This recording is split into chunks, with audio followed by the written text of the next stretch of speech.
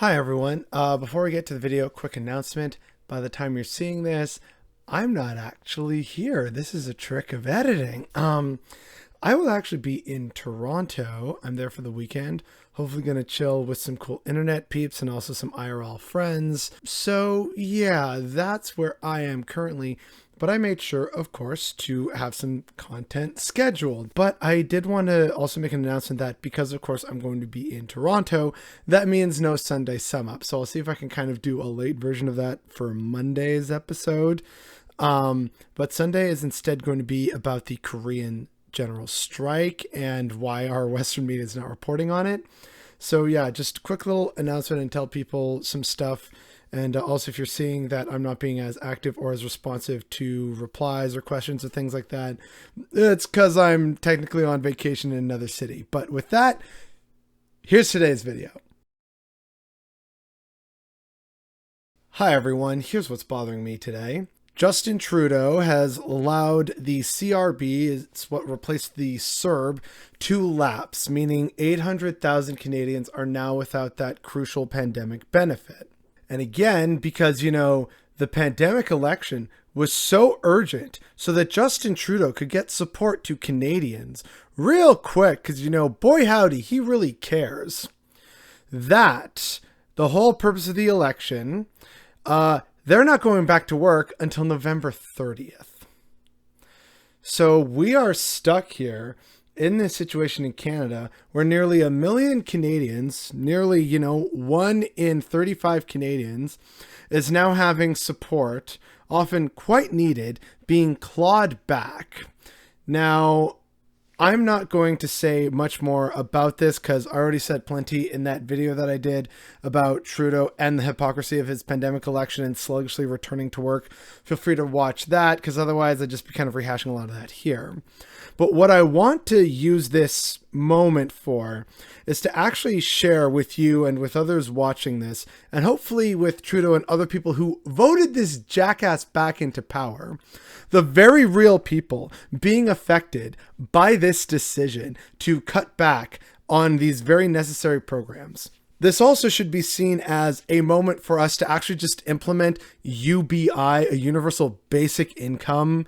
Like, come on, just do it already. But that's probably not going to happen, but maybe some pressure can actually happen, especially when people realize who's being put at risk and who's being disadvantaged by this. Here's just a smattering of impacted people from across Twitter. I am one that will be cut off. Both my husband and I are unable to work right now and don't qualify for EI. We have depended on CERB/CRB to pay our rent. I suppose we will have to apply for social assistance and see if that will cover our rent. Fingers crossed. Here's another one just calling out the hypocrisy of a lot of people being shocked by this and still voting Liberal. Quoting an image of Chrystia Freeland saying, "Our fiscally expansive approach to fighting the coronavirus cannot and will not be infinite. It is limited and temporary." In response to that, my boy Dylan wrote this. Freeland told us almost exactly a year ago that she'd be cutting financial supports for workers. You don't get to act surprised now if you voted her party back into power and find that she's doing exactly what she said she would. And as someone else rather accurately points out, just the fact that they ended CERB during the second wave or cut the CRB in half right before the election, knowing the fourth wave was arriving, should have been enough. Unless you have at least a couple $1 million, these people don't give a fuck about you. And apparently, New Brunswick Premier Blaine Higgs had this to say.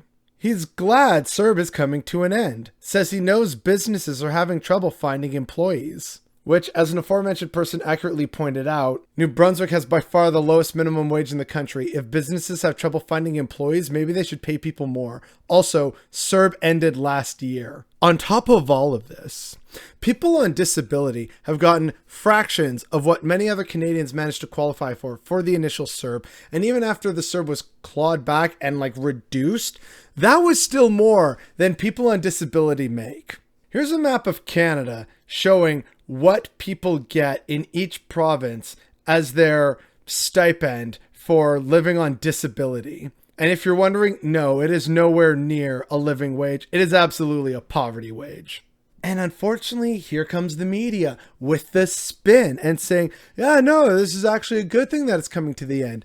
Case in point, the objectively terrible Ottawa Citizen First reading, rip to the free COVID-19 money. It wasn't free. You have to pay it back. I literally paid it back at tax time.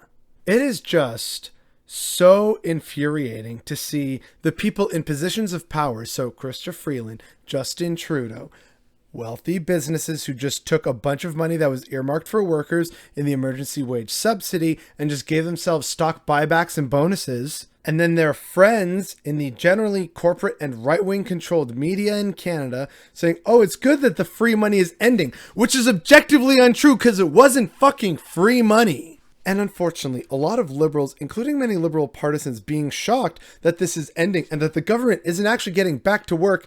Yeah, we tried to warn you about this, that voting liberal was actually a really bad idea. See my old video about that. But here we have evidence of actual very real Canadians with very real lives and concerns and families who have done everything right or tried to do everything right.